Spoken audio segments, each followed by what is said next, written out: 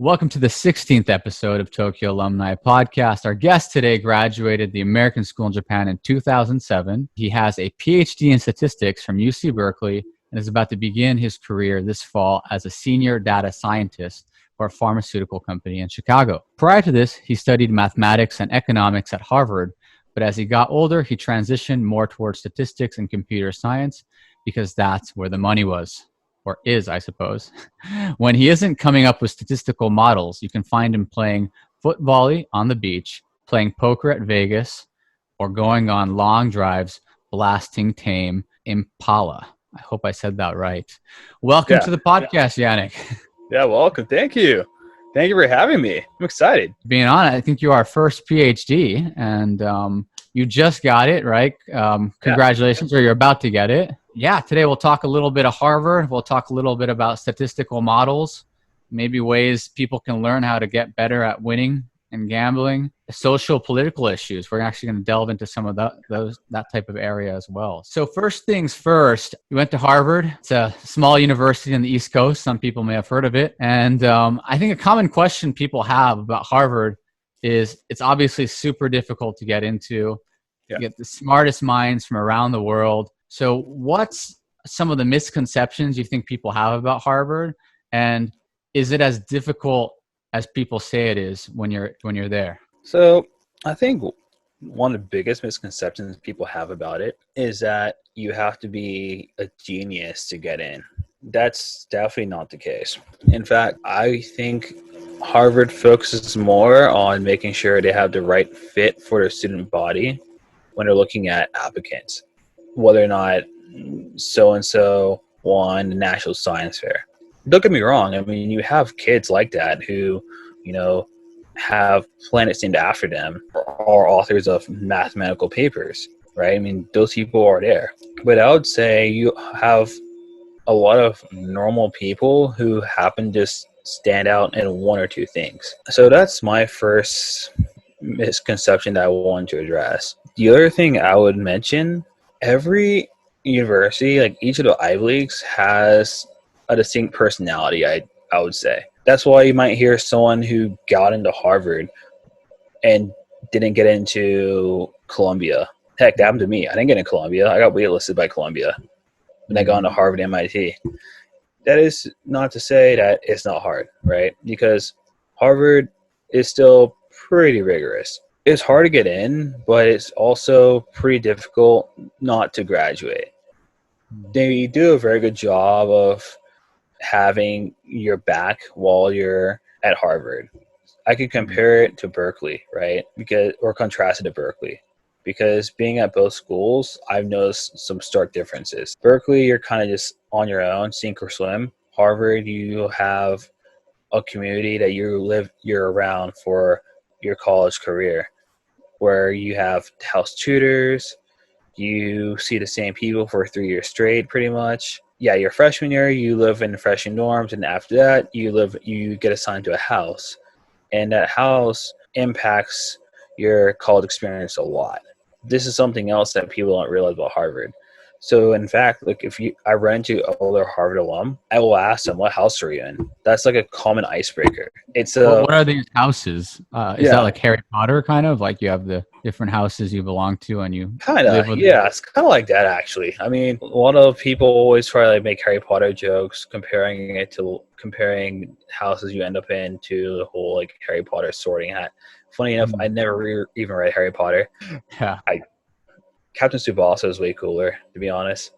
I strongly agree with that statement. Yeah. And so from that perspective, from like your house really your whole social life is largely based off like what house you're in. You meet your friends, all your friends from your house community. Even like intramural sports are based on which house you live in. That's something that's very interesting, right? Like at other schools, it's like you form a team with your friends and you can play. Whereas at Harvard, it's like you're stuck with your housemates. Like your housemate, that's really your crew. Something else that I noticed when I was at Harvard was that a lot of people come in thinking they're hotshots. I mean, this is a common thing I noticed. I personally never had that attitude about myself. So it was just funny for me to observe it happen to other people.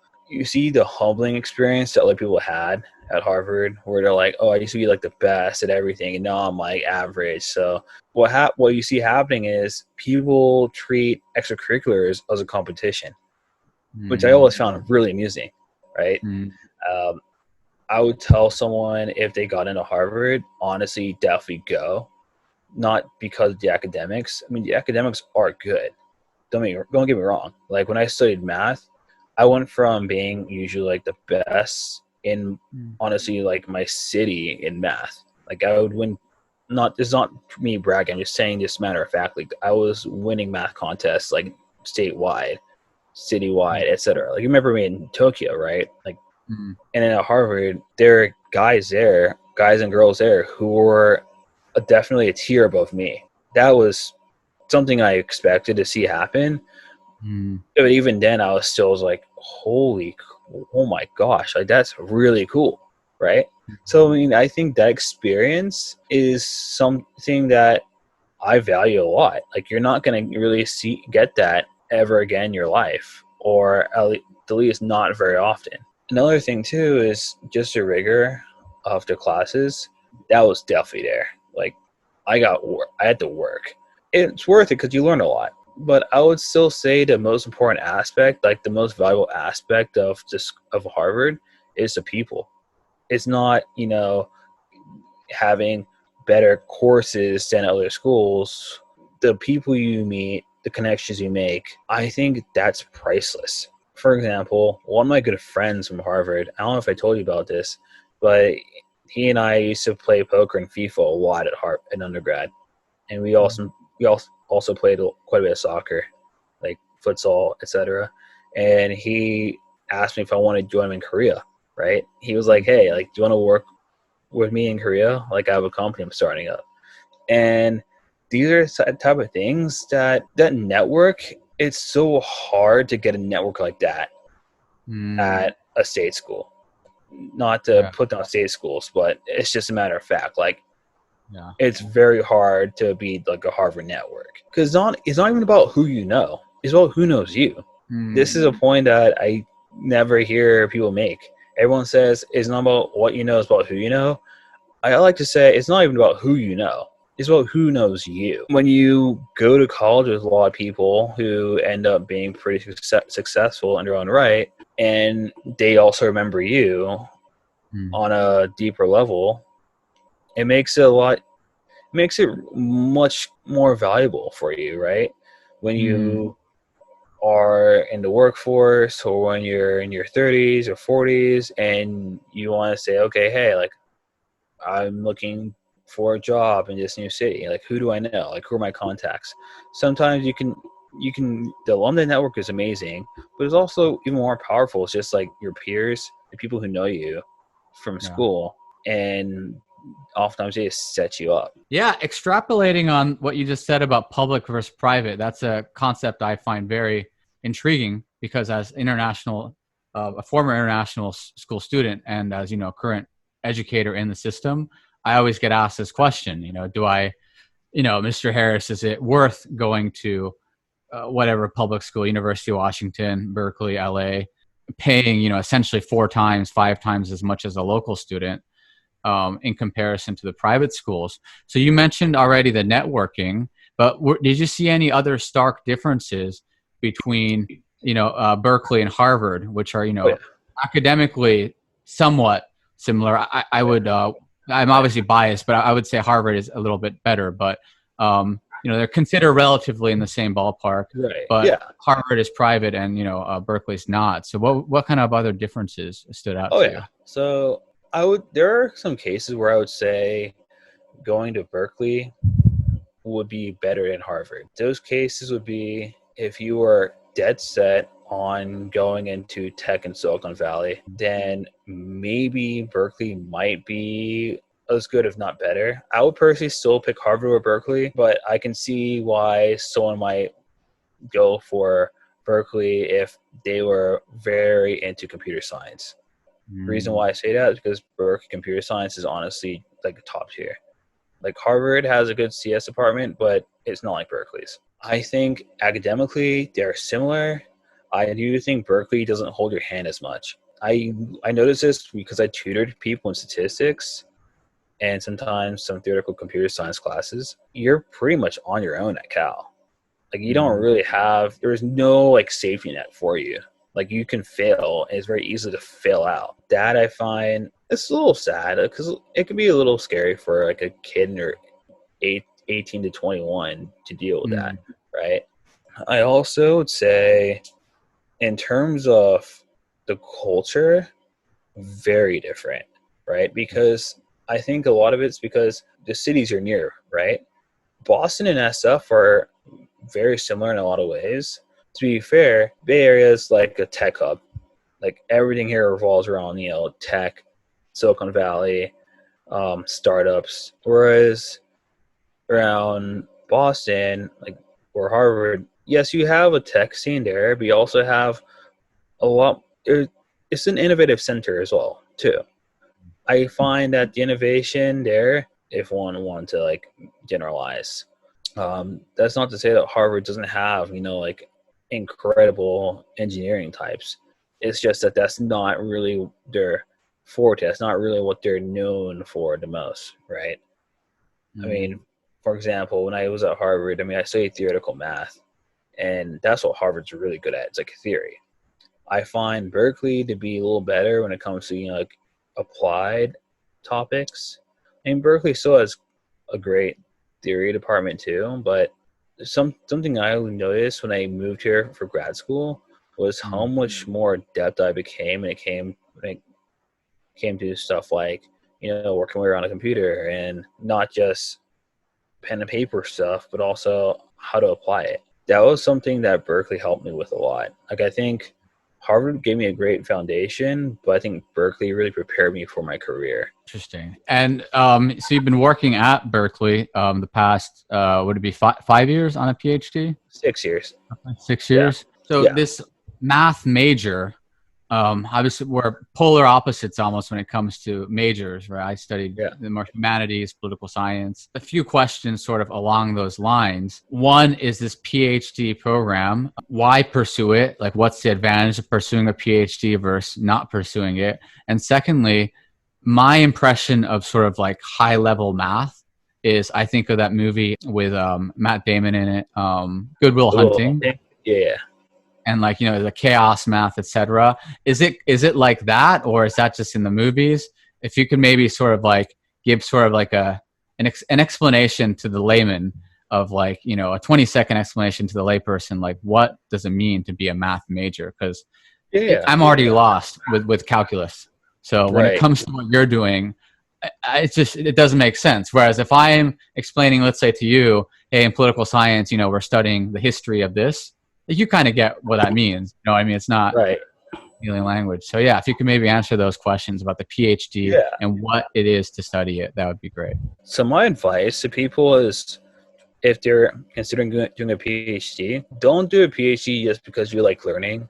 I did a PhD because I needed it for what I wanted to do next. When I say that, so my anecdotal story is before I was in grad school and I was working at a job before that, I remember noticing this guy at my office was working on some pretty cool projects and he had a lot of flexibility on what he could work on. I asked him, I just said, hey, Jeff, how did you get to this position? Like how are you able to do this type of interesting stuff?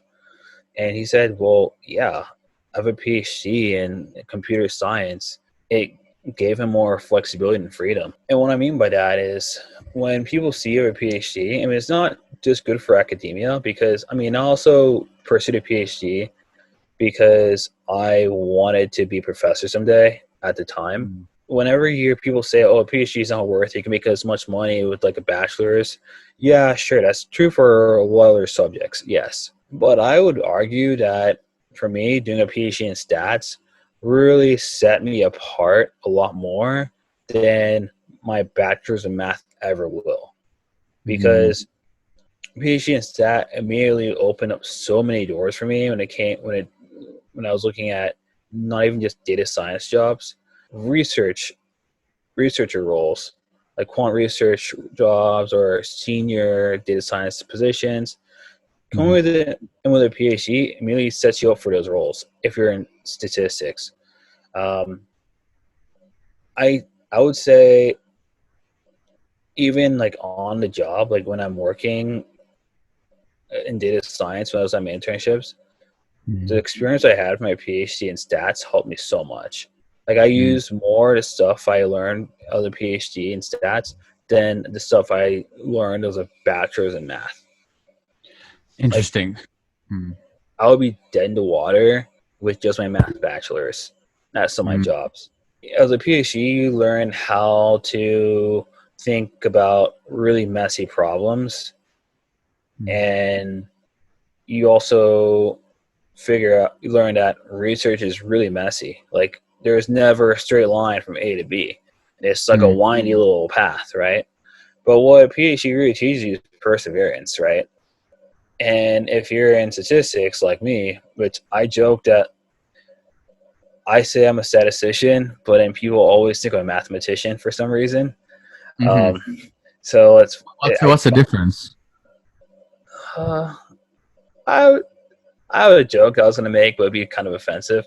But the difference from a less offensive joke would be statisticians work more with data. There's sometimes statisticians are really mathematicians, though, to be honest. Like if you're in theoretical statistics, you're doing math. Like my research was in stat theory. So I talk to mathematicians about what I'm doing, and they're like, "Oh, this is really interesting." It's just a level of abstraction, to be honest. Like the stuff I do is kind of abstract, but there is stuff even more abstract than what I do that mathematicians do, right? That's, I guess, that's the main point I would make. Like even the stuff I do, if someone read my papers, they would think, okay, like this is pretty dense, perhaps, and it may take a lot of time to digest, but they can still see like why it's important.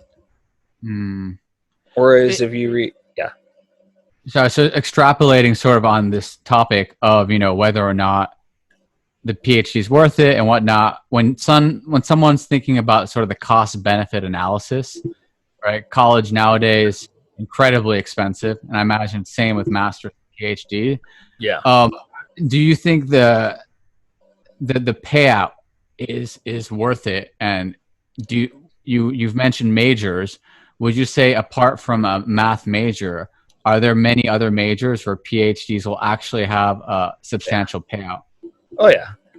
Like personally for me, if I did more like a CS in undergrad, or if I did a mix of like CS and econ, which I honestly probably, if I care about money more, I should have done that instead. I would have probably not considered grad school in stats. The reason why, honestly, I would have been making so much money after undergrad that I would have thought about doing a stat PhD more for just like intellectual benefit or personal interest when I was much older. My choice of doing a PhD in stats was, yes, it was a choice still, but there was also a little bit more. I had more of an impetus to do so because I found that my undergrad, it signaled to people that yes, you understand hard problems, but math in itself isn't that useful immediately. You have to really layer it with something else, from my experience. The other point I want to make, it's similar to what I mentioned before about why I did my PhD. For me, I actually making more money with my PhD than I would have if I had not done a PhD. So I want to sort of bring in this I want to tie in this concept of rigor at school with ASIJ. Something I like to tell people about my experience with colleges. So I went to a few colleges, right? I went to University of San Francisco, Berkeley, for my master's, college in New Jersey. And I still feel like some of the more rigorous international schools were so rigorous that it felt about the same as university to me. So I was wondering, how did your experience compare? I agree. Oh my God, yeah. The ASIJ is rigorous. How was it rigorous for you? I just felt like classes there were just intense. Like there was just a level of intensity in the class at ASIJ. Mm. It's you see a stark difference if you go from ASIJ to some random public high school. I think it's because ASIJ stress analytical reasoning, Mm. and they really stress you having the ability to argue your viewpoint. Mm. That's something else that I picked up at Harvard too. Like Harvard really stressed that as well, is the ability to cogently in our, how to say it, cogently articulate your view Mm. and argue a point. That's a skill that Harvard really drills you on. And so I think ASIJ did a little bit of that as well, right? Yeah. I mean, I remember some classes, like you had to write, like the essays you wrote, where they're no joke. I mean, you'd often have these open-ended questions, and they really evaluate you on how well you can argue a point. And I think that's a skill that not very, very many people have. It's a critical thinking ability. That's what ASIJ focused on too. So if you can survive ASIJ, you could survive Harvard. Honestly, yeah, I think so. Like if you do well at ASIJ, I think you do fine at Harvard. Are there ever kids that, are so used to getting straight A's and they get that first like C and they freak out? Oh yeah. Oh yeah. Like, I mean, I remember I had a bad grade one year because I had mono, to be fair. So I missed a chunk of the class, and there was no way I could drop it at that point. So I ended up getting a crappy grade. But I was just like, whatever. Like, I was just glad I passed at that stage. If you're coming in without the experience of going to a prep school, for example, when I say prep school, I don't even mean like ASIJ. I mean like there are prep schools in New England, like Exeter and Andover, that are really intense. And those kids come to Harvard, and they honestly breeze through Harvard the first 2 years at least. So people coming in, so that's something I don't think others understand, is that it's not like everyone comes in on a level playing field. You have kids who come in who've already seen half the material before. So for them, it's really simple, or it's much easier for them to adjust than it is for some guy who hasn't been at boarding school in his life, living on his own for the first time, dealing with much harder than usual classes. So that's something I always felt like no one really considers, right? Yeah, that's an excellent point. That East Coast sort of just, they pump out so many Ivy Leagues, right? The St. Paul, Andover, Exeter. And so you feel like those students, you said they breezed by because they were already used to living on their own. They're already used to the rigor. Wow. So yeah, that's really intriguing that there's these schools that just pump out so many graduates into Harvard, and how it seems like we haven't quite figured out as a society, right, what is sort of an equitable model. But, I guess the best we can do is really commend those schools for doing such a good job, at least at the moment. Yeah. So going back to this private public, Harvard, Berkeley, we spoke a bit about race off air and ethnicity. And you're mentioning how Harvard has maybe about 10% African-American population versus Berkeley has much less.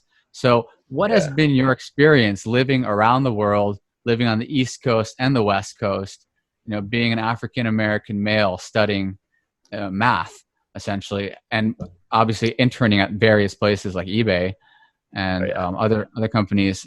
Just, how has the overall experience been, especially in the times we live in right now? Great question. Yeah, so I've been thinking about this a lot myself, and it even brings me back to even my college experiences, because something I want to mention is, as much as everyone likes to rag on Florida, for example, I found it fairly nice for me as a kid in terms of race, because I had friends from all over. I found it was a little more integrated there. One thing I've noticed, which is kind of odd, maybe it's just my experience, was that at Harvard, I felt that, I mean, yes, I still had like a diverse group of friends, but I still felt like there was a little bit more segregation at Harvard in some senses. Like, you would have a lot of black people hang out with each other, and you have like a lot of white people hang out within their own crowd. I think a lot of it comes from like implicit biases more so than racism, to be fair. I mean, it's not blatant racism. It's just more a culture thing, right? I think it comes from being in Boston too. And something I want to tie it into is also in the Bay Area, because in Silicon Valley, I definitely always felt like the odd person out. Like I got used to the isolation I felt being a black person working in Silicon Valley as a data scientist. And it was like that at Cal Berkeley too, right? Because there's really like very few black people at Cal. So it made me understand the value of having that community. I think it's especially magnified because of what I'm working in, what I study. Because math, statistics, I do statistics obviously, but there are not many black people in statistics. And what is the I'm actually not really aware of when you say not many, how few are we talking about in the area of math? Almost like this, it feels like. So like a few percent as opposed to that. Like less than 4%, I swear. Wow. Like I know some other people who are black who are in like statistics and math. Like my friend, she just got a job with a professor at MIT starting this fall in CS. She's actually my collaborator on a research project. But I mean, yeah, it's so small. And for me, I also notice this because when I was working as an intern, I often found that culture fit was a big strike against me a lot of times.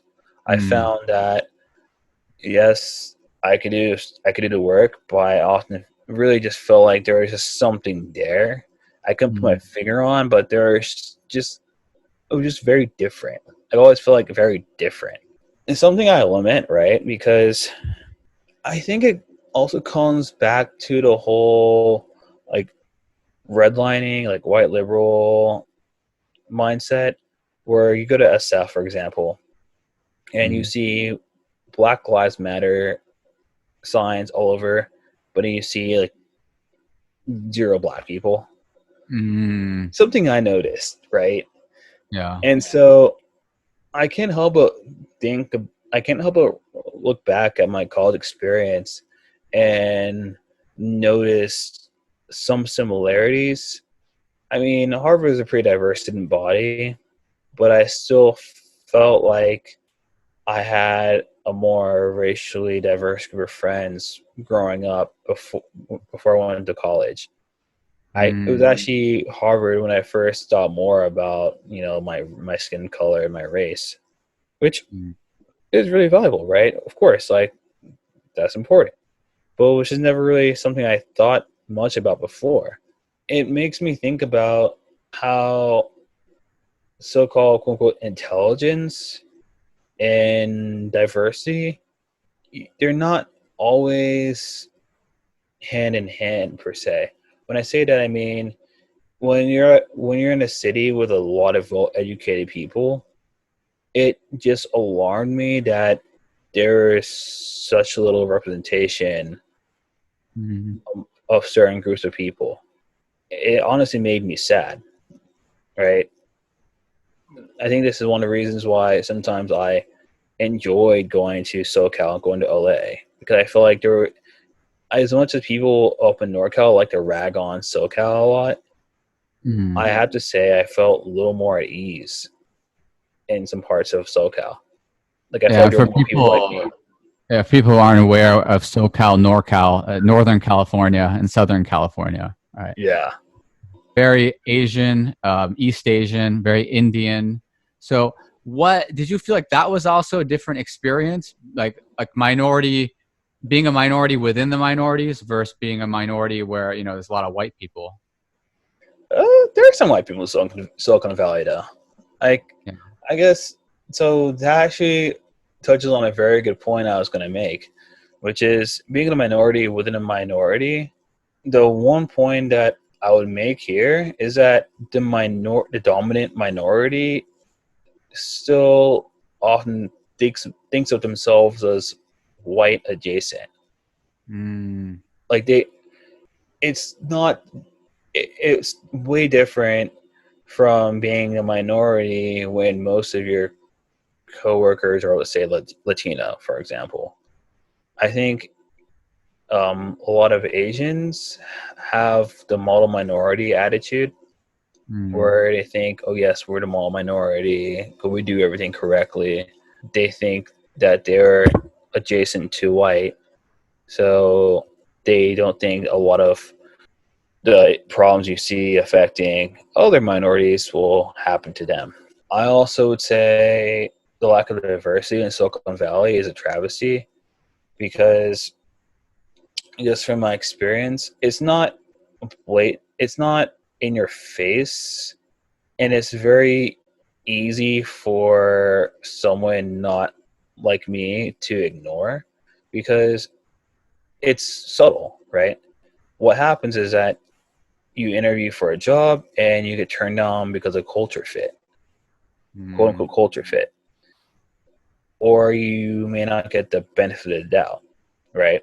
So, I mean, what I learned is if you find like a mentor and you have a few people who vouch for you, it makes up for that quite a bit. And honestly, for me, I still did okay a lot of times, just because I'm good enough at statistics. Like, I'm that good at stats where it's very hard for someone to say, okay, yeah, he doesn't know his stuff. So I feel like for me, I had to be like just that much better than someone else. And so my point here is, like, I felt like I didn't have the luxury of making as many mistakes as other people did. So that's incredibly intriguing to hear that. Florida, Boston, San Francisco. One would think San Francisco is sort of the liberal beacon, you know, of diversity, but how you felt like Florida was almost, you know, the place where you felt most safe in regards to sort of that ethnic diversity and, you know, being in a heterogeneous environment that's welcoming to minorities. I was wondering, with the recent movement, as you mentioned in San Francisco, with Black Lives Matters and whatnot, how has that impacted your industry, if at all? I think a lot of companies are having a reckoning, but I have to be very wary about, when I say wary, I mean, I'm skeptical that there's going to be change until I start seeing more Black and brown people being hired in positions of power, aka as board members and leadership positions, right? Because a lot of what you see going on is you just don't have diversity in hire, and that trickles down all the way down, right? Like, if you look at, say, a place like Facebook, I mean, they don't really have that many Black people working at Facebook. And it sounds like a silly point to make, but then when you think about it, it's really important. Because, for example, when you sit around, you know, your coworkers at, let's say, Facebook, and they discuss, okay, what will be a good show that we can reference on our platform? What will be like, and people say, oh, let's talk about How I Met Your Mother, for example, as one. But then, my point is that there is a very white-centered view of what's vogue and what's not, right? Because in reality, just to confirm again, for someone who's not aware of How I Met Your Mother, it's about 6 characters, right? It's basically Friends. It's 6 characters, like and they're all white. Yeah. But I think what happens is that because a lot of these tech companies lack diversity, they ignore a large community, right? You could tap into such a large market, aka like the Black community and the Latino communities. For example, one of the most loved in hip hop is actually just as popular as How I Met Your Mother, I believe. But you wouldn't know that if you're around other Facebook employees, because no one really bring that up, right? Interesting. It's just like, I'm using that as like a one small example, right? Yeah.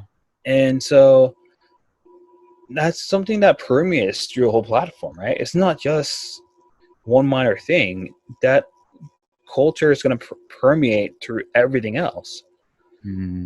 So I think this is why I think it's really important to have more diverse boards and more diverse workforces in, let's say, like tech industry, for example. Because if you're going to be determining what's on the platform, it really hurts if it's just biased toward one person's point of view, one type of person's point of view. My point is that people will say that there's diversity in thought. Like, that's a counter argument that people will make. But I would argue that there's not really that much diversity in thought. Like, you go to where I live and where you used to live in the Bay Area. I mean, if you see like most of your tech workers, like their hobbies are like what? Climbing, hiking. Yeah. You know, I just feel like there is a lot of value, right? And just like not focusing so much on like, oh, does this guy fit in with our culture? But think about like, what can he add? What can he contribute that's different? Yeah. That's a point I wanted to make. I think you brought up a great point that you feel like the ultimate sort of litmus test is going to be when this all, I mean, eventually the protests will end, right? Whether it's in a few weeks or a few months, as you said, is whether or not the executives and the directors are people of color. That's only when we'll be able to really see the change. Yeah. I mean, something else I want to mention is that, have you ever noticed how a lot of these big companies have their headquarters in, let's say, Menlo Park, Mountain View, other Silicon Valley cities, or San Francisco? And these aren't necessarily like bastions of diversity, really. I mean, people think they are at first, but if you think about it from, I guess, from my perspective, they're not. As a Black person, I would actually say like Houston, or Miami would be a more diverse melting pot. And that's a point I think is very valid, right? Like, why are there not more of these companies located in these type of cities, like Houston, Atlanta, etc.? Actually, this goes back to a point I made about how I felt that I had a little bit more of a diverse community growing up in Florida than I did when I was in the Bay Area or at Harvard. I mean, don't get me wrong, I still have like a variety of people I associate with, but I just found that growing up in Central and South Florida was just a very unique experience for me. As you were saying earlier, people like to sort of rag on Florida. Do you feel like I'm not too privy to exact geographics and demographics of Florida? Do you feel like you were in a unique part of Florida that maybe a unique opportunity? Because that's just not my impression, to be honest, of what at least I've read and heard. Yeah, that's definitely why. I mean, I would say Orlando and Miami, and like that neck of the woods, like Central Florida, South Florida, are pretty unique in the sense that they have a large variety of people. Like, you have so many immigrants from South America and the Caribbean out there. You also have Southerners, like white Southerners. You have Black people. You really have a blend. And the thing is, it's not like other cities like Boston, for example, I found to be super segregated. Boston's very segregated. Actually, heck, even Bay Area, I would say is a little bit segregated, actually, because you really have most of your Black people living in like Oakland and Richmond or Antioch, etc. I mean, it's not segregated if you're looking at just white and Asian people. Yes, you have they're all over. But if you're thinking about integration within, like Black and brown communities, I would say you see more of the integration, like a Houston, Miami, Orlando. Some of these southern cities actually have more. That's something I just found interesting. Yeah, it's definitely it's one of those things too, right? That there's so many layers and there's so many dimensions to it, right? Whether it's the economics or the occupational, and then of course the geographic. You mentioned Richmond, Oakland. So even within the area, there are areas that are actually quite predominantly Black, right? But very centralized and it's segregated. And, and it's no coincidence that they tend to be also the least funded when it comes to things like public education. Right. I mean, a lot of it, I think, boils down to the fact that in the Bay Area, tech industry is so dominant, right? And who often works in tech at the current moment, mostly dominated by white and Asian people. And so I think that has a lot to do with it too, right? I think what's funny is, like, I feel like I have a unique lens on this matter because I'm a clearly darker skinned person. I'm clearly a Black person who honestly kind of just fell into data science, to be honest. Like, it was a funny journey for me, but I just notice a lot of these dynamics, right? Yeah. And I can't help but note that there are cultural differences, and also being exposed to people in the South Bay, Silicon Valley, I know for a fact that when you have kids who are coding when they're 10, 9 years old, they have a big leg up on someone who just got into this stuff when he or she was, let's say, 18, 19. Yeah. Right. And most likely some of those kids are going to then go to the East Coast and get, even more trained by your, St. Paul's, was it St. Paul's and Exeter's? And or your math and science institutes. Yeah. I knew kids like that. So is there anything that you feel like has been positive, though, throughout your sort of journey to Florida, Boston, California, where you do feel like the tides are turning in a positive direction? Yeah. So I think now you're finally starting to see more consciousness about the role race plays in your day-to-day life, right? I think in the past, these type of conversations were so easy for others to avoid, or not even easy to avoid, but people just didn't want to talk about it because it was never comfortable to discuss. But now I think you're starting to see more of these conversations out in the open about, oh, wow, I just had no idea this was your life. I see that being very promising. I just think that you won't see a change until you see practical actions being done to rectify disparities, right? Like, I've been discriminated at my jobs. I could tell you one story, for example. My first day on the job, I'm not going to mention which company it was, but I think it was a CEO. He didn't even recognize that I was a new hire. He ignored me to talk to this Chinese girl who was also a new hire as a data scientist. I think he had no idea that I was also a data scientist. He just thought that I was like this, probably, I don't know, not like a chef or something, but I had this inkling. That he just didn't think that I was a data scientist. Yeah. And so it was like these subtleties that I pick up on, and these happen to other guys and girls I know. And I think now people are just being a little more aware of how their actions impact other people.